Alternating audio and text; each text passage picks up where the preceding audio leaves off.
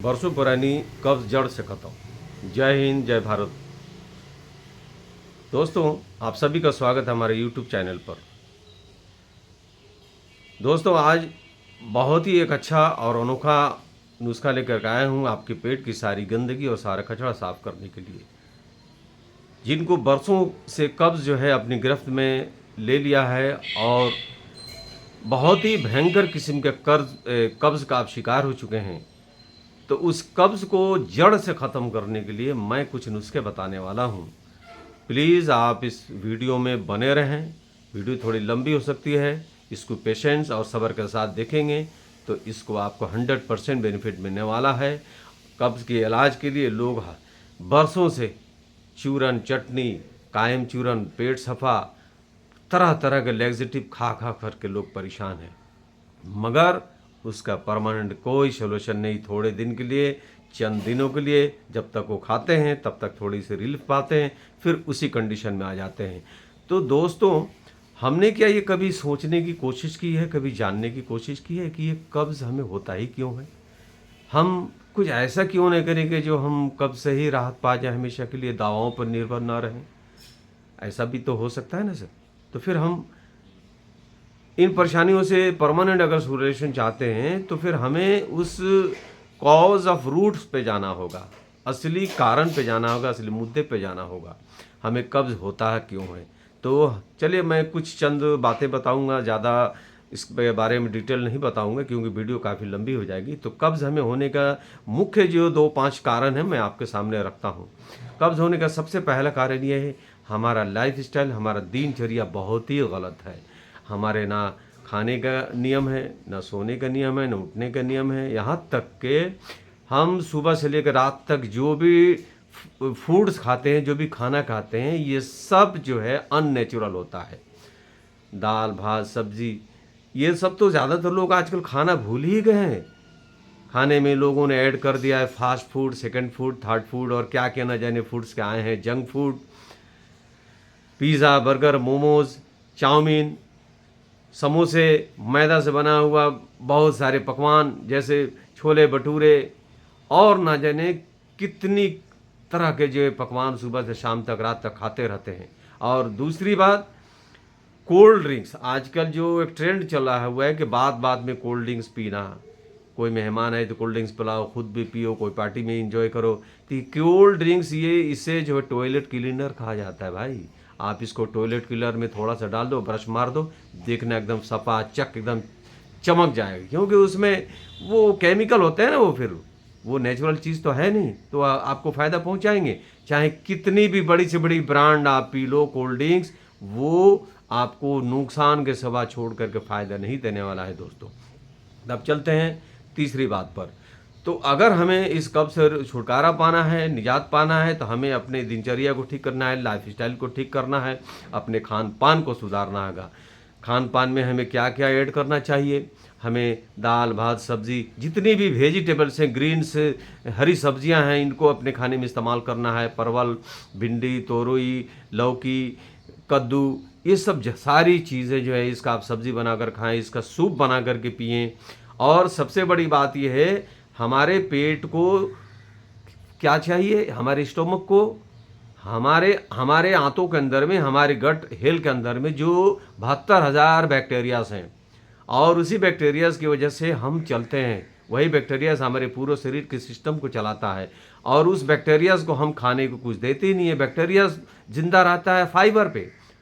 हम जो खाना खाते हैं वो सिर्फ अपने ज़िंदा रहने के लिए खाते हैं, अपनी पेट भरने के लिए खाते हैं, अपनी स्वाद के लिए खाते हैं, मगर हमारे गट हेल्थ के अंदर जो बैक्टीरियाज हैं उनको मैं फाइबर के रूप में उनका खाना नहीं देता हूँ, जिसकी वजह से ये बैक्टीरिया जो है हमारे आंतों में चिपक करके बीमारी पैदा करता है, विकार बना देता है। तो दोस्तों, सबसे बड़ी बात यह है, हमारा खान पान सुधार करना है, हमारे दिनचर्या को ठीक करना है, हमें सोने का जो टाइम टेबल फिट करना है, उठने का टाइम टेबल फिट करना है, और अपने खाने में ज़्यादा से ज़्यादा, कम से कम आप अपने खाने में 50% सलाद का यूज़ करें। सलाद जैसे सलाद में प्याज हो, टमाटर हो, ककड़ी हो, खीरा हो, गाजर हो, चुकंदर हो, जितने भी तमाम वेजिटेबल से कच्चे इसको आप सलाद बनाएं, उस पर नींबू का रस डाल दें, एक दो चार चुटकी उसमें सेंधा नमक डाल दें और इसको खाना खाने से आधा घंटा पहले आप पहले इसको आधा पहले खा लें, उसके बाद फिर आप खाना खाएं।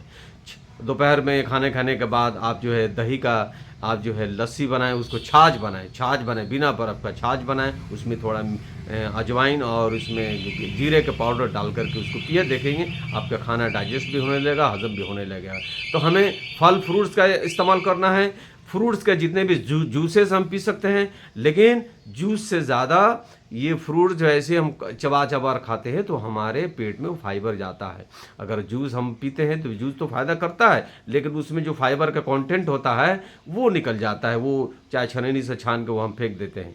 तो कोशिश करें कि फाइबर के साथ जूस पिएं या फिर कच्चे ऐसे ही फल जो चबा चबा कर खाएं, तो ये हमारे पेट को फाइबर मिलता रहेगा, इससे हमारे बैक्टीरिया जिंदा रहेंगे और हमारे बैक्टीरिया जब जीवित रहेंगे तो ये हमारे शरीर को, हमारे गट हेल्थ को, हमारे लीवर को, हमारे पूरी सिस्टम को ठीक करेगा। तो दोस्तों सबसे पहले आप हमारे अंदर जो इस कमी है इस कमी को सुधारेंगे तब जड़ से इस बीमारी से हम निजात पा सकते हैं। तो मैं एक ऐसा नुस्खा बताने वाला हूँ जो बहुत ही ज़बरदस्त। कब्ज़ 3 तरह का होते हैं। एक होता है साधारण सा नॉर्मल कब्ज़, थोड़ा बहुत पैखाना हुआ, थोड़ा नहीं हुआ, 1 दिन 2 दिन हुआ, नहीं हुआ, इस तरह के कुछ कभी पैखाना टाइट हुआ तो कभी लूज़ मोशन हो गया है। दूसरा टाइप का कब्ज़ ऐसा है कि 2 दिन 3 दिन के बाद लेट्रिन होता है, थोड़ा सा गए, बहुत ज़ोर लगाएं, बहुत कांखे कूखे, उसके बाद जा करके थोड़ी सी उनको जो है पैखाना हुआ, या फिर कोई चूरन वगैरह खा लिया था, थोड़ा आधा पैखाना पेट में रह गया, आधा बाहर आया। तीसरा कब्ज़ ये है कि आंतों में मल इतना शुष्क हो जाता है, इतना सख्त हो जाता है, कठोर हो जाता है कि वो लेटरिन में जाने के बाद जब शौच में बैठते हैं 10 मिनट 15 मिनट 20 मिनट बैठे रह जाते हैं, कूकते रहते हैं, लेकिन कब्ज़ जो है हमारा ठीक नहीं होता, पैखाना बाहर आने को नाम ही नहीं होता, स्टूल निकलता ही नहीं है। कितने लोग तो जुलाब लेकर के भी परेशान हो जाते हैं, रोने तक लगते हैं, चिल्लाने लगते हैं। तो दोस्तों आज मैं आपसे रिक्वेस्ट करूंगा कि इस वीडियो को आप गौर से सुने और फ़ायदा उठाएं। तो जिन लोगों को अगर नॉर्मल कब्ज़ है उनके लिए एक अलग रेशियो बताऊंगा दवाओं का, और जिनको मिडिल क्लास के जो कब्ज़ हैं उनके लिए एक अलग डोज बताऊंगा, और जिनका हाइपर कॉन्स्टिपेशन है, बहुत सख्त मल आता हो, एकदम सुड्ढे बन गए हो, मल कठोर और गांठ करके आता हो, 2 दिन 3 दिन उनको लेटरिन होता ही नहीं हो, अंदर में काफ़ी परेशानी हो, गैस एसिडिटी, पेट फुला हुआ, ब्लोटिंग हो गया हो और बहुत वो परेशान हाल हो, तो ऐसे लोगों के लिए ये वीडियो बहुत फ़ायदेमंद होने वाला है। तो चलते हैं अब अगले नुस्खे की तरफ। तो आप कॉपी और पेन लेकर के नोट करें, और नुस्खा बताने से पहले आप सबसे मेरा रिक्वेस्ट है, अनुरोध करता हूं कि इस वीडियो को सबसे पहले आप लाइक कर दें और सब्सक्राइब कर दें, और वीडियो जब अच्छा लगे तो लास्ट में इस वीडियो को अपने ज़रूरतमंद लोगों के पास, अपने चाहने वालों के पास शेयर ज़रूर करें। तो दोस्तों वीडियो को लाइक करना, सब्सक्राइब करना ना भूलें, क्योंकि बड़ी मेहनत और बहुत ही रिसर्च के बाद वीडियो लाया जाता है। तो अगर आप ऐसी हमारे साथ जुड़े रहेंगे, हमें लाइक और सब्सक्राइब करें, तो हमें मोटिवेशन मिलेगा, फिर नेक्स्ट अभी वीडियो ऐसे ही लाते रहेंगे, आपको फ़ायदा मिलेगा। तो चलिए शुरू करते हैं। तो आपको करना क्या है, 1 चम्मच मोटी सौंफ लेना है। 1 चम्मच मोटी सौंफ 2 गिलास पानी में डालें और उसको किसी आग पर, किसी बर्तन में डालकर चढ़ा दें, और उसको धीरे धीरे हल्के आंच पर उसको धीरे धीरे उसको पकाएं, यानी गुनगुना करें, और 5 से 7 मिनट उसको पकाते रहें। धीरे धीरे पकते पकते पकते देखेंगे जब उस पानी का कलर चेंज हो गया हो और 2 गिलास पानी जलकर 1 गिलास जब बच गया हो, उससे आप स्टैंड कर लें, चाहे छलनी से छान लें।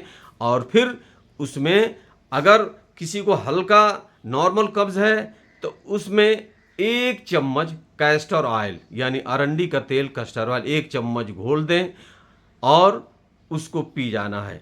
और अगर किसी को मिडिल क्लास का अगर कब्ज़ है, किसी को 1 दिन 2 दिन लेट्रिन होता है, तो 1 2 दिन नहीं होता है, चूरन खाने के बाद ही लेट्रिन होता है, तो ऐसे लोग सेम वही प्रक्रिया करना है। उन्हें 1 चम्मच सौंफ 2 गिलास पानी में डालें, उसको 5-7 मिनट अच्छी तरह से बॉयल करें। 2 गिलास पानी जब 1 गिलास रह जाए तो उसमें कैस्टर ऑयल यानी अरंडी का तेल 2 चम्मच अच्छी तरह से घोल करके और उसको पी जाएं।